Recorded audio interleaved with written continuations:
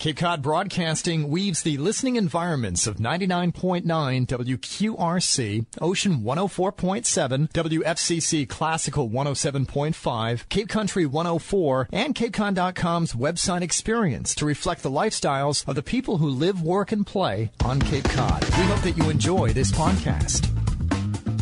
I'm Laura Reckford, and this is the Sunday Journal. I'm here in the studio with a group of people who were all involved at the beginning of the Cobb Astro Park at Barnstable High School. There will be a celebration of the Astro Park on Tuesday, September 29th at 5 p.m., and the public is invited. So this segment of our program is focusing in on this very special park and how it came to be. So first, let's say hello to everyone who is here. We have a very full house here today. So we have Mike Gyra, an astronomy teacher at Barnstable High School, who was really there at the beginning of this whole project. Hello, Mike, and nice to have you Laura. here. Great to be here. Thank you for being here today. We have Ed O'Toole, who retired last year as Barnstable High School's Shakespeare teacher and drama coach. Ed helped to develop the park and the programming, and particularly the research and development of the group of bus that is called the Pathway of Discovery. Ed, thank you for being here with me today. Thank you for having me, Laura. And we have Paul Pacella, who has the business Post and Beam of Cape Cod. He is a parent and a designer and lead project manager for the Astro Park. Welcome, Paul. Hello. Thank you for being here. Thank you. And we have Cris Reverdy, who is an artist and muralist, and the park has amazing murals that she painted. And Cris, welcome. Thank you, Laura. Thank you for being here with us. And we have John Tanionas, who rallied the Greek community's support for the project, and it really is reminiscent of a Greek amphitheater. He is a former officer with the American Hellenic Educational Progressive Association. Welcome, John. Thank you, Laura. Thank you for being here. And so thank you all for being here today. Let's start by explaining what the Cobb Astro Park is, because there will be some people, some listeners, who won't know about this very special place. Mike, why don't you start? Tell us what this is. Well, the Cobb Astro Park is an open-air quad in the heart of our high school. I would say it's probably about an acre or so, Paul. Yep, that's about correct. Yep. It's a large area. It's kind of a surprise once you get in there that this place actually exists, but it once was a forgotten space. So what we've done is, over the last 11 years, we've had a community barn raising to transform the space into a multifunctional educational facility that has all kinds of options, not just for the high school, but the community and the Cape at large.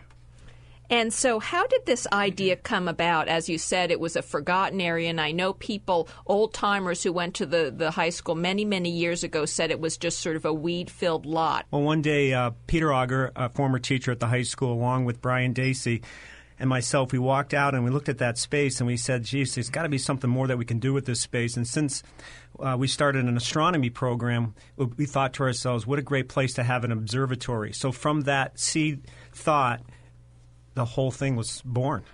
And to clarify the name Cobb Astro Park, some people might not realize there's something in the town of Barnstable called the Cobb Trust that helped to make this possible. Can you explain that, Mike?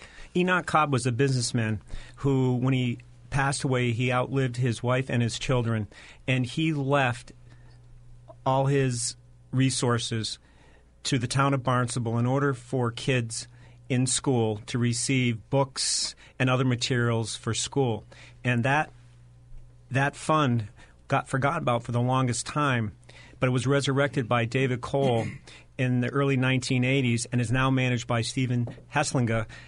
Those two men are doing an outstanding job turning the trust fund into a resource for teachers who then write for grants to create enrichment programs for all different kinds of disciplines. It was sort of a good thing it was forgotten about because it earned all kinds of interest over the years, I think. Yes, it did. And with some smart investing, it's really enhanced what teachers can do in the classroom for their kids beyond the standard materials. And going around the table here, Paul, you served as project manager for this project. What was this like for you? When did you become involved? Well, I was fortunate enough to get involved pretty much right from the start. My son Brian was a senior astronomy classmate with Mike Gyra and got me involved early on in the design and construction of the park. And so what have you done over the years with it? There's when we first looked at the space as an overgrown field, unused in the heart of the high school, we really thought that the observatory was the first facet that was thought of. But in looking at the park and the size and what could be done with it, we developed a master plan and worked out that plan in phases. And then based on the funding as it came in, we just came up with a series of ideas that were carried through from walkways and handicap accessibility. The observatory was the initial goal, but wasn't the first piece that came about. But we proceeded ahead with a movie theater screen and amphitheater seating, and it just spawned into just some phenomenal spaces. Now, Cris, the murals here are amazing. They're probably the first thing people notice when they get there, and it's sort of, you have this theme like a Greek ruin. What were you inspired by? How did these ideas come about? Well, first of all, ironically, about the time that Paul got involved, or shortly after, I was working with Jackie Reeves, who, incidentally, she and I worked on this together all the way through. Jackie and I were working locally doing a mural for a business in Cotuit, and Paul happened to walk in one day, and we were up on the ladders, and he said, "Excuse me, do you do murals for other for other places, and do you have a card?" And he started to talk about this I had no idea what he was talking about, but we agreed to meet probably the next week, and we went to Barnstable High School, met Mike and I think John at that time, and learned about the overall, idea, which really was, as they said before, to create this space out of nothing. And I don't think any of us really, except maybe Paul and Mike, I certainly had no idea that it was going to last 11 years, the project itself, and then also just turn into the magnificent space that it has. It really is magnificent. Now, Ed, you've been very involved with this, but particularly an aspect of it called the Pathway of Discovery. Tell us about that. Well, to be honest, I'm basically Mike's dark passenger. And, if this were a NASCAR race, I'm just caught in Mike's draft, and that's how I go around this. It's very flattering to be a part of this group, but these guys have done so much more than I ever did. But I did help Mike with the concept of the pathway, which was his idea. This is a path that winds its way across part of the space near the observatory, and it's lined with sculptures, 17 now in total. 17, Mike? Actually, 27. Oh, no, because that's right. I beg your pardon. It's 27. And each of the sculptures is a bust of someone who, from thousands of years ago or as recently as just contemporary figures. These are people who Mike calls game changers.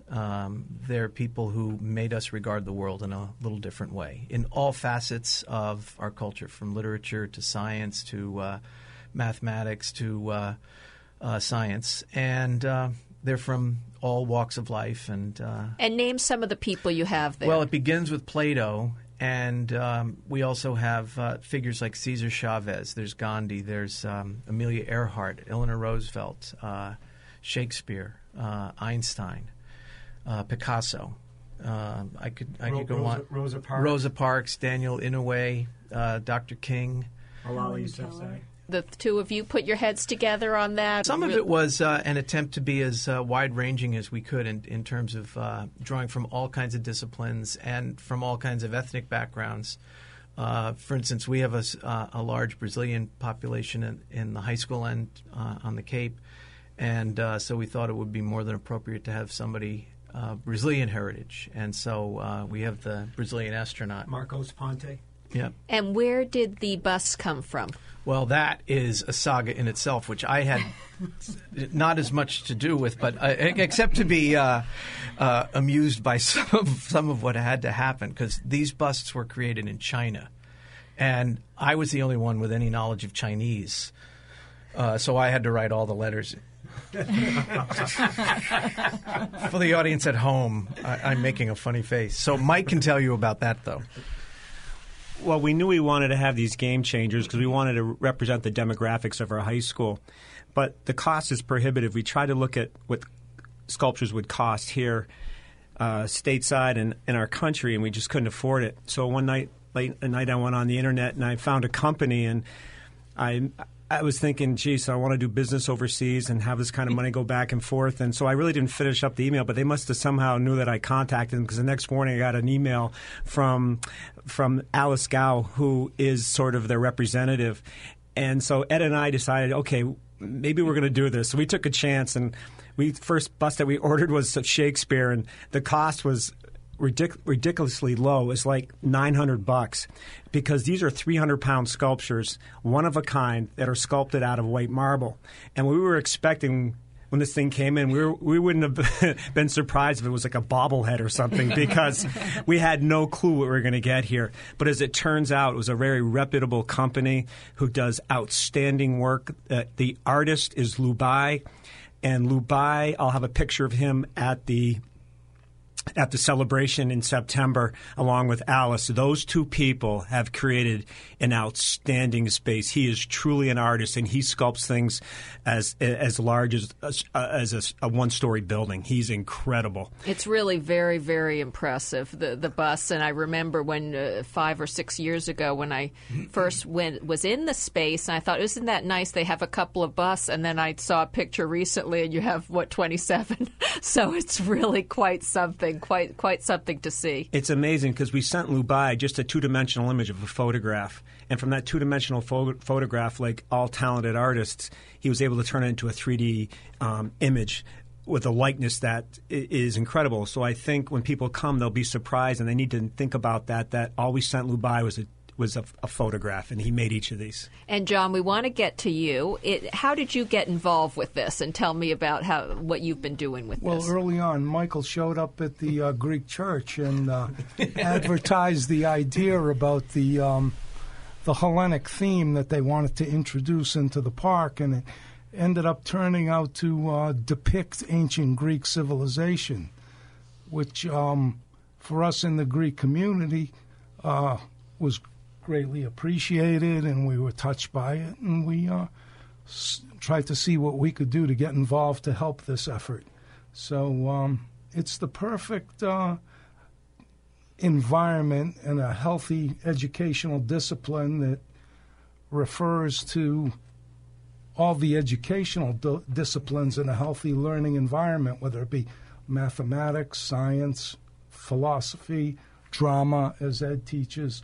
So all of those disciplines can find its root in ancient Greek civilization. So it's a huge honor for us in the Greek community to be involved and be a part of this. Absolutely. It's a real homage to the Greek civilization. Mm-hmm. I'm Laura Reckford, and this is Sunday Journal. We're talking about the Cobb Astro Park and a celebration open to the public that will take place on Tuesday, September 29th at 5 p.m. Now, Mike, I know there was a lot of in-kind donations that helped to make this possible. I know I was there one day when the Hyannis Garden Club was planting and doing all kinds of work there. And I know many organizations, businesses, individuals have helped out. Isn't that what's really helped put this together? This community of Barnstable and the greater Cape Cod area has been extraordinarily generous and helpful. The skilled labor has stepped up. People have made donations. People have brought their talent and skills to this space. The artistry is amazing as well. It has been an honor to work on this project and the people whom I've met over the last 11 years, because this would have never happened otherwise. And once I think people get into that space and they see what happened with no real budget from the high school itself, they will be surprised. I think that's important that they know that, because some people might get confused and think that we're spending tax dollars that were designated for the school budget on this, and that's not really the case. Now, I know a lot of programming goes on in the Astro Park. A lot of learning goes on there, not just with the observatory, but tell me a little bit about what goes on there for the students. Well, the space can be used for whatever a teacher would like for it to be used for. It could be used for classroom time, taking kids outside. I've seen yoga classes out there. We do a lot of astronomy-type labs out there in the park. We have a memorial garden out there that serves to give students and staff a place to go to think about the ones we've lost the students and staff we've lost over the years. We have videos that we can show at night or movies. I've seen salsa dancing out there in the foreign language department. It's basically acting. We have music. We have bands. It could be whatever you want to use that space for. And have you noticed that the students have really taken to it, is what I've heard? The students have been awesome in regards to keeping that space up. The reason why that park looks like that is because of the students, and the students helps beyond what all the other people in the community have done. We have an option in our school. Kids can opt out of Saturday school and work with me on work detail in that space, and many opt to do that. So instead of sitting 4 hours in the cafeteria on a Saturday, they labor for 2 hours, and they always leave the place better than they found it, which is a lot more therapeutic and a better way to handle discipline. And I know you were mentioning before we started the show here today that this is almost like a reunion, that 11 years ago the five of you were talking about this project. Well, I wasn't invited, but I've pretty much forgotten that. Eddie wasn't there at the beginning, but he was there in spirit. It's really an honor to be back with these people, because if it wasn't for these people sitting around this table, I may be sort of the person that had to sort of galvanize people, but unless you have supporters, projects die, and this project never died because of the people that were involved kept bringing additional people, and they believed in the project. And it's just a real thrill to know that after almost a decade, we finished it the way that we wanted to have it finished, and we didn't have to compromise ourselves.